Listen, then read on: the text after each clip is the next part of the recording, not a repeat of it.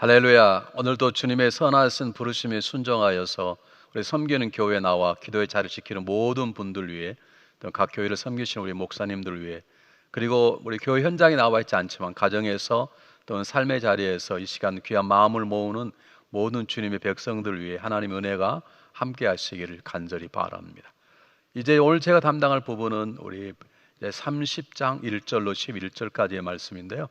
이 예레미야 30장, 32장, 33장까지를 우리는 흔히 소망의 책이라고 부르기도 합니다.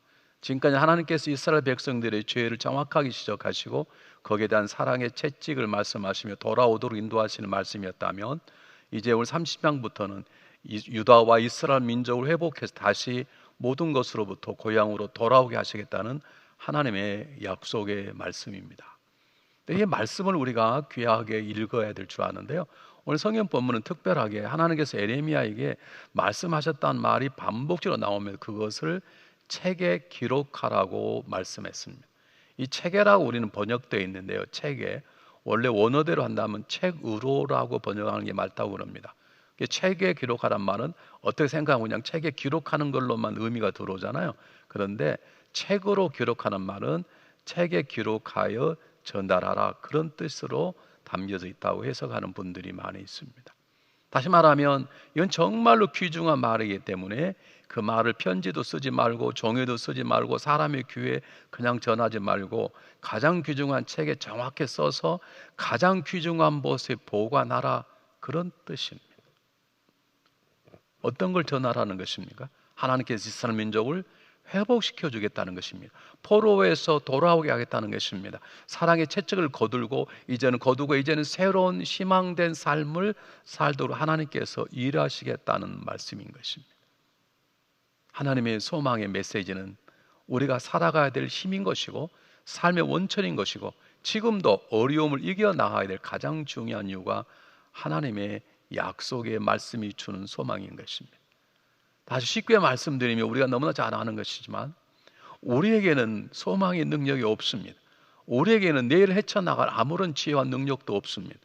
우리의 내일을 약속하신 하나님의 말씀 가운데 있는 것입니다.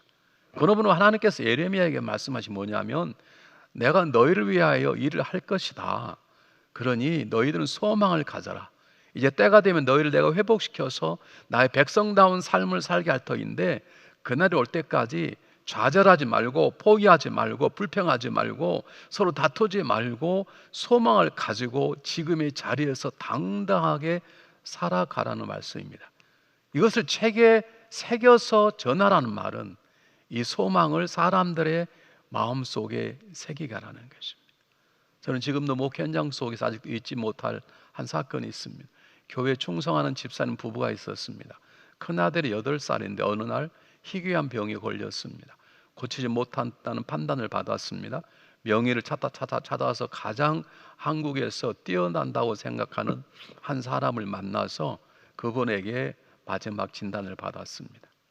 제가 그 자리에 함께 갔습니다. 주치 있게 해서 다 확인해 보더니 대단히 죄송합니다, 소망이 없습니다, 이렇게 말씀하는 것이었습니다. 부모님들은 기도할 지경이 없고 목회자인 저도 마음이 얼마나 아팠는지 모릅니다.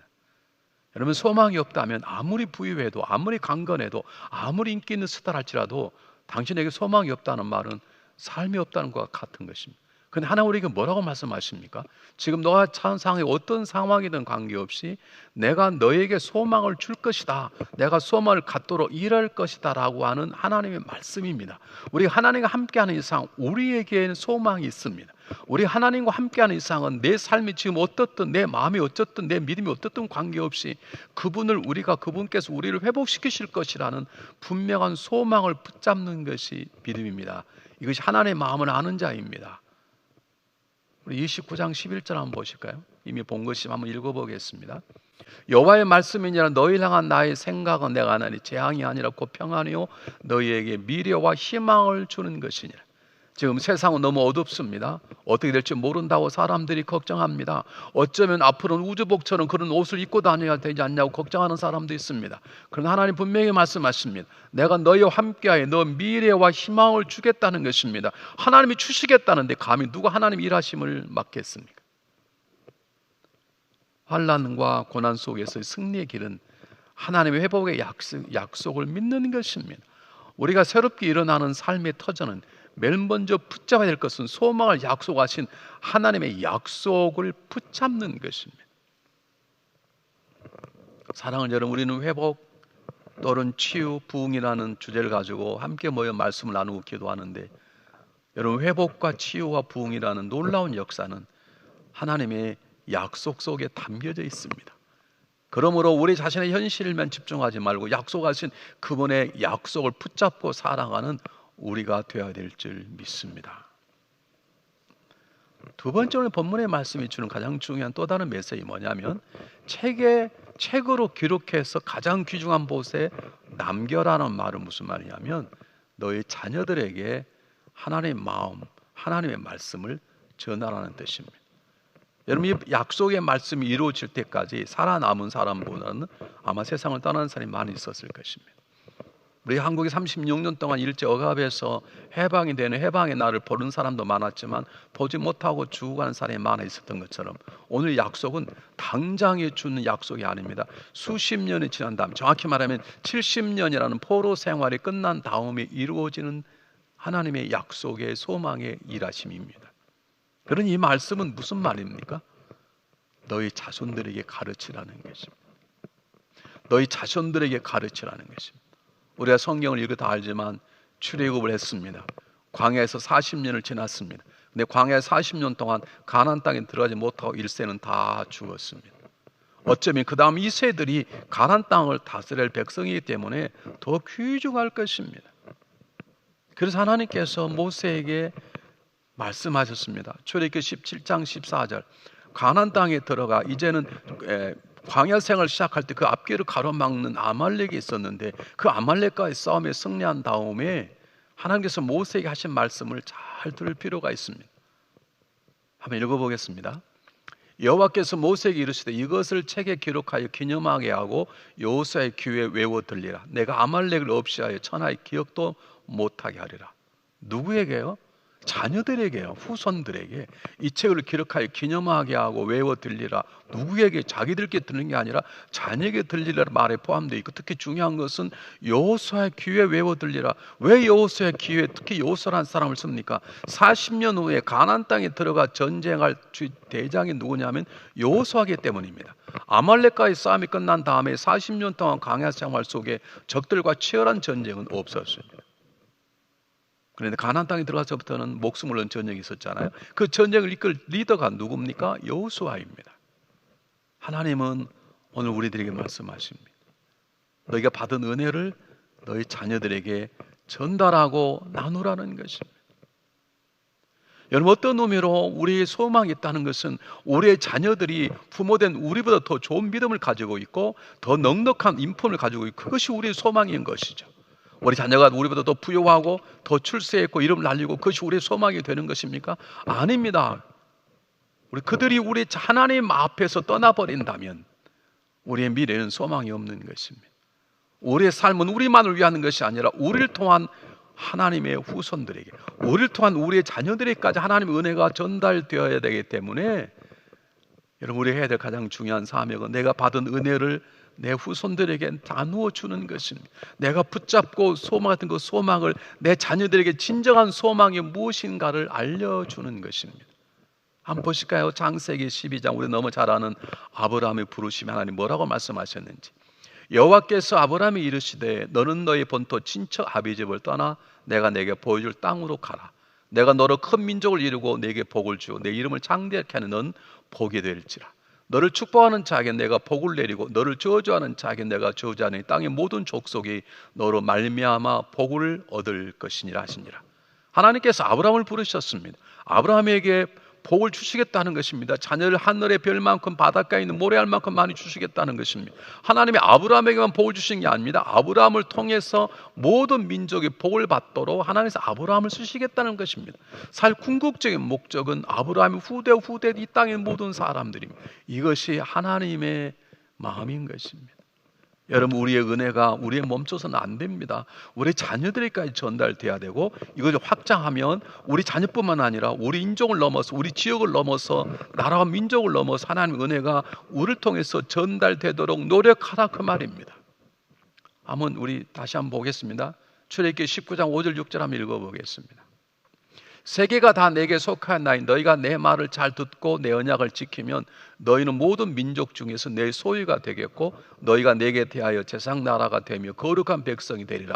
너는 이 말을 이스라엘 자손에게 전할지니라. 하나님이 이스라엘 백성을 모든 민족을 위한 제상으로 세운 거예요. 그들을 선민으로 자기들만 복받겠다고 하나님께서 그를 부르신 것이 아니죠. 이스라엘 민족이 적을 놓친 거죠, 한동안. 마찬가지입니다. 우리는 우리 부모된 우리만 잘 살아서는 안 됩니다. 우리 2세, 3세까지 잘 살아야 될 것입니다. 확장되면 우리만 잘 사는 것이 아니라 우리 교회만 잘 되는 게 아니라 우리 교회를 담을 넘어 이웃 교회도, 우리 민족을 담은 다른 민족까지도 전달 확장되는 역사가 우리가 감당해야 될 사명인 것입니다. 잘 전하라는 것입니다. 후손들에게 전하라는 것입니다. 저 땅끝까지 전하라는 말씀이 함께 포함되어 있는 것입니다. 세 번째, 하나님이 책에 기록하라는 말씀이 주는 세 번째 중요한 의미가 뭐냐면, 나다, 내가 하나님이다, 하나님 되심을 후손들에게 세상에 전하라는 것입니다. 여러분, 이것은 70년 후에 일어날 일 예언하는 하나님의 예언이 아닙니다. 하나님은 전쟁이가 아니십니다. 이게 무슨 말입니까? 내가 70년 후에 이런 일을 행하시겠다는 약속입니다. 누가 70년 후에 그런 약속하실 수 있습니까? 하나님만이 가능합니다. 우리는 사랑하는 사람과 사랑을 나누고 결혼을 하고 나보다 더 귀중한 자녀를 낳아서 기릅니다. 그런데 우리가 살다 보면 뭐가 문제이던가요? 내가 얼마나 연약한 존재인지, 우리가 사랑하는 사람과 손가락 끼고 얼마나 많은 약속을 합니까? 우리가 자녀들에게 얼마나 많은 약속을 합니까? 우리 친한 친구들에게 얼마나 많은 약속을 합니까? 우리가 집사가 되고 권사가 되고 장로가 되고 목사가 되었을 때, 취임식 때 얼마나 우리 마음속에 떨립니까? 내가 죽도록 충성하리라. 그게 되던가요? 나 약속을 했습니다. 정말 그렇게 살려고 되던가요? 이것이 우리 인간의 모습입니다. 그러나 하나님은 약속만 하고 물러나신 분이 아니십니다. 그분은 전능하신 분이십니다. 그분은 전지한 분이십니다. 우리를 너무나 사랑할 분이십니다. 70년 후에 약속을 하실 수 있는 분은 하나님 한 분밖에 안 계십니다. 그러므로 담대하게 책에 기록하여 남기란 말은 나의 나됨을, 내가 하나님임을 모든 후손들에게 세상에 알리라는 뜻입니다. 한번 민수기 23장 19절 보겠습니다. 함께 읽어보겠습니다. 하나님은 인생이 아니시니 시건치 않으시고 인자가 아니시니 후회가 없으시도 어찌 그 말씀하신 바를 행치 아니하시겠는가, 그 말입니다. 하나님은 신실하신 분이십니다. 그분은 전능하시기 때문에 약속하신 바를 그분은 책임을 지시는 분이십니다. 그러므로 우리의 삶의 평안함이란, 우리의 삶의 담대함과 소망이라는 것은 하나님의 약속하심이 있습니다.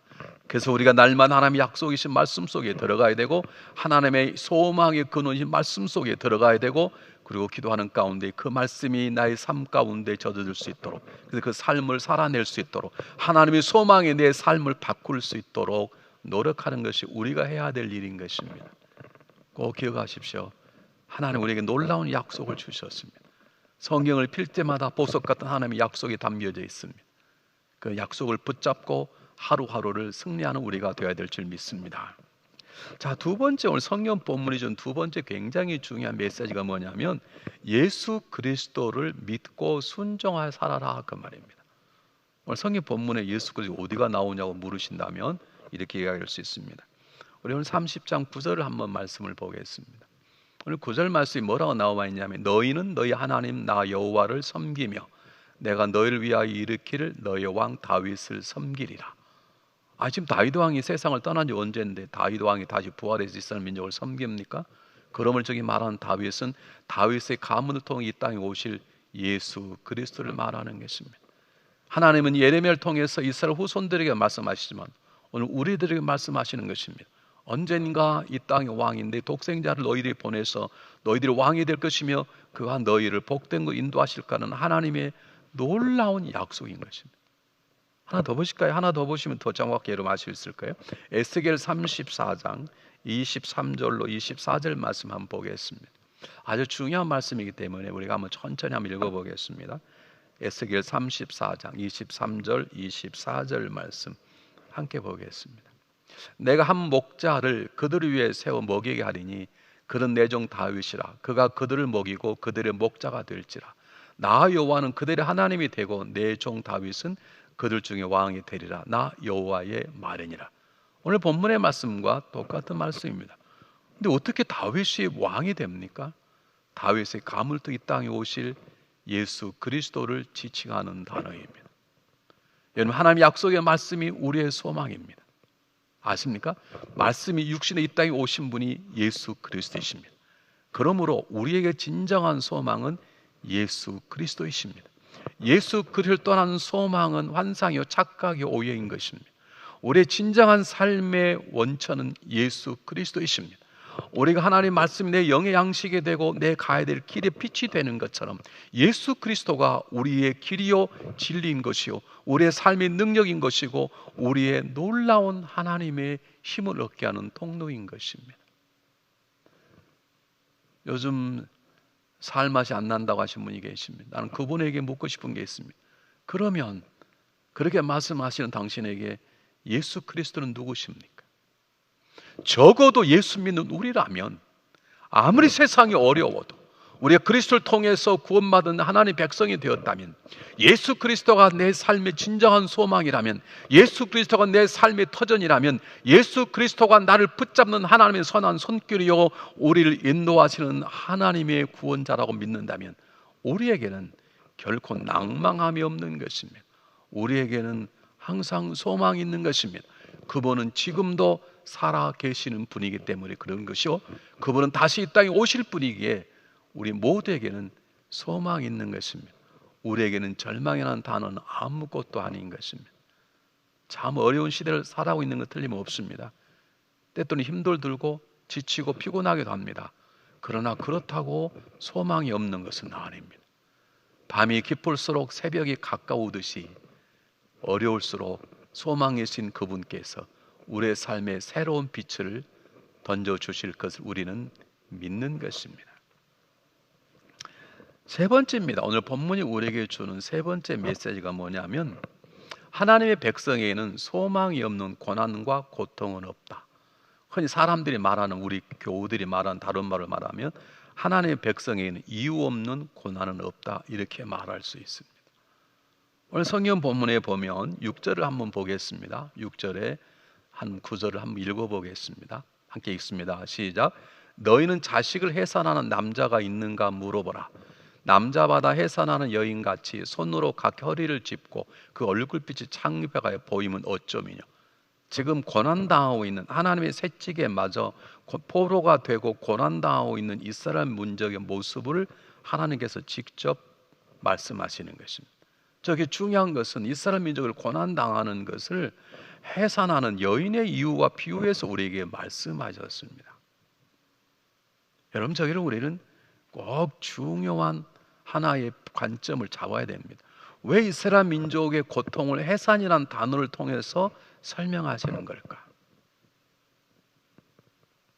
여러분, 창세기 3장에 보면 어떤 성서학자는 말하기를 아담과 이브가 죄를 저질렀지만 하나님은 아담과 이브를 저주하지 않으셨다, 그렇게 말하는 분이 계십니다. 창세기 3장을 보면 뱀도 저주를 받고 땅도 저주받았다는 단어가 나오지만 하나님은 인간을 저주하지 않는다고 그러고, 다만 해산의 고통을 겪을 것이고 노동하는 고통을 겪을 것이다, 이렇게 말합니다.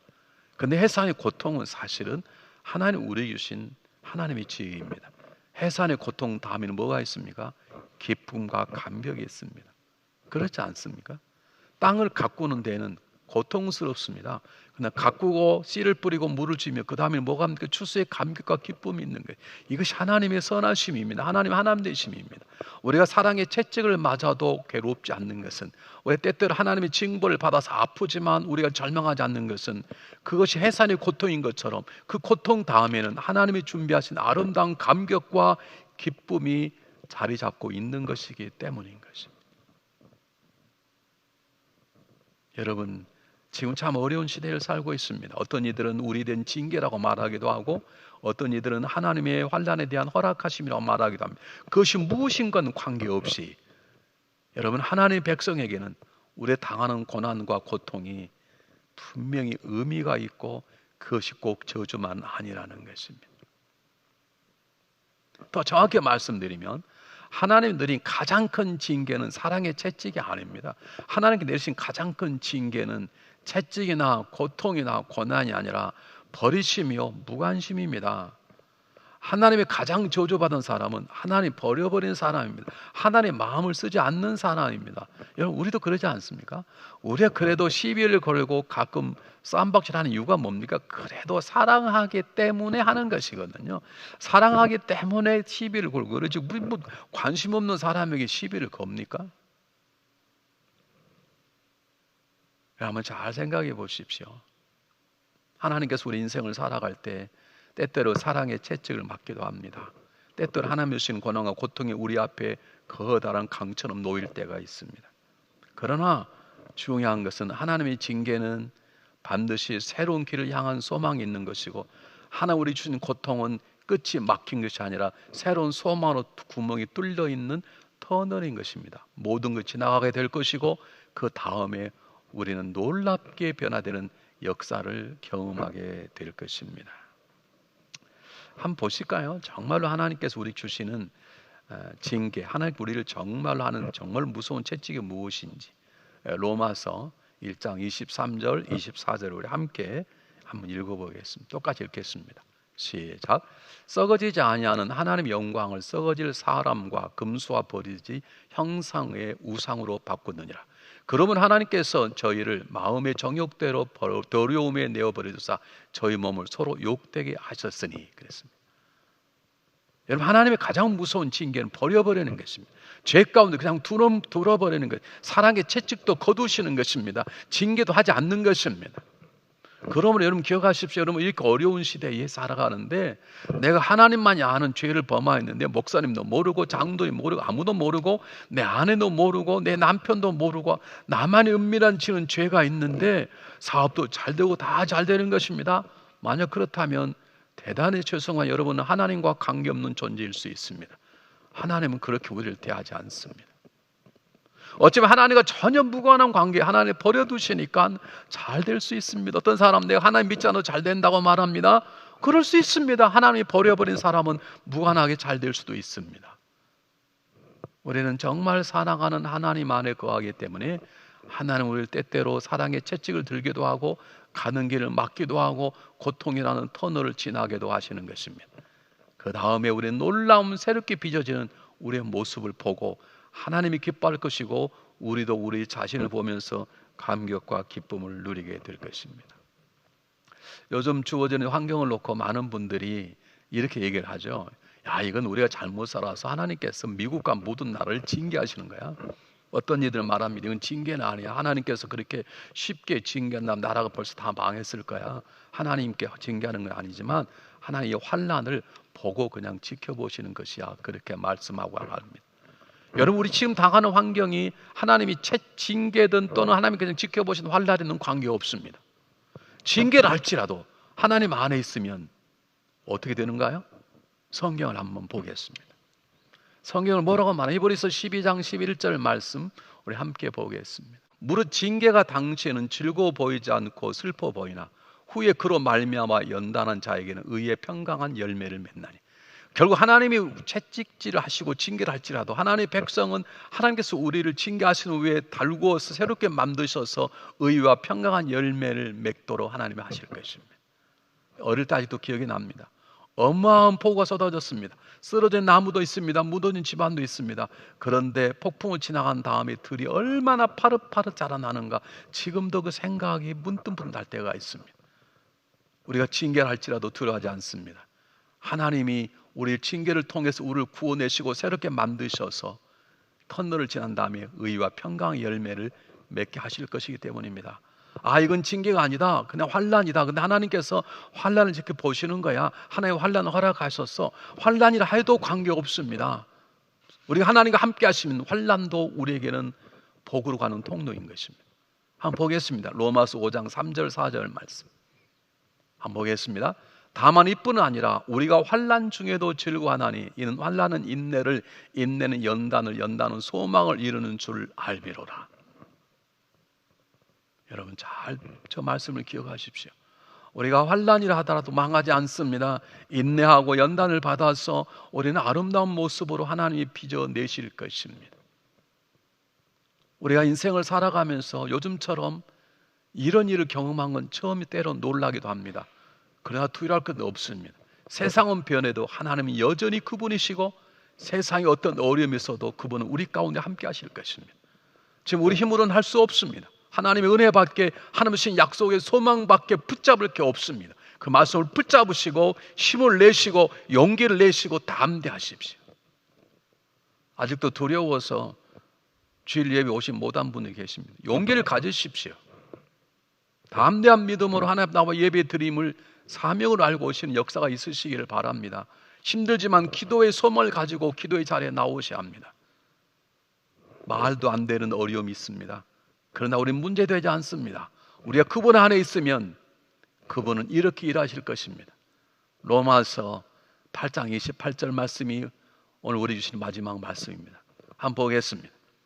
우리가 알거니 하나님을 사랑하는 자 곧 그 뜻대로 부르신 이번 자들에게는 모든 것이 합력하여 선을 이루느니라. 오늘 지금 하나님이 에레미야에게 소망을 전하라. 너희들 포로에서 너희를 건져낼 것이니라. 나의 백성이 되게 할 것이고 새로운 인생, 새로운 나라가 되도록 꾸며주겠다는 하나님의 소망의 약속을 말합니다. 애언이 아닙니다. 하나님이 그렇게 일하시겠다는 것입니다. 그렇게 일하실 분은 하나님 한 분밖에 계시지 않습니다. 그분이 우리에게 말씀하십니다. 모든 것이 합력한 선을 이루도록 내가 일하겠다고 말씀하시는 것입니다. 사랑하는 여러분, 정말 쉽지 않은 세월을 지나고 있습니다. 얼마나 가슴이 설렌지 모릅니다. 이 어려움을 믿음으로, 담대함으로, 기도함으로, 순결함으로, 그리고 하나됨을 지켜나가는 우리의 삶의 후반부에 저 깊은 고통의 터널을 지나는 그 밝은 곳에 하나님이 기다리시면서 우리를 안으실 때 우리의 모습이 어떻게 변해 있을까? 어떻게 하나님은 우리에게 새로운 삶을 살게 하실까? 어쩌면 이번 긴 터널을 지나고 나면 우리 모든 교회가 생각하지 못했던 새로운 비전과 새로운 능력으로 하나님께서 우리를 빚어가실 것을 믿습니다. 힘들수록 소망을 가지십시오. 밤이 깊을수록 새벽은 가까운 법입니다. 하나님이 우리와 함께 하십니다.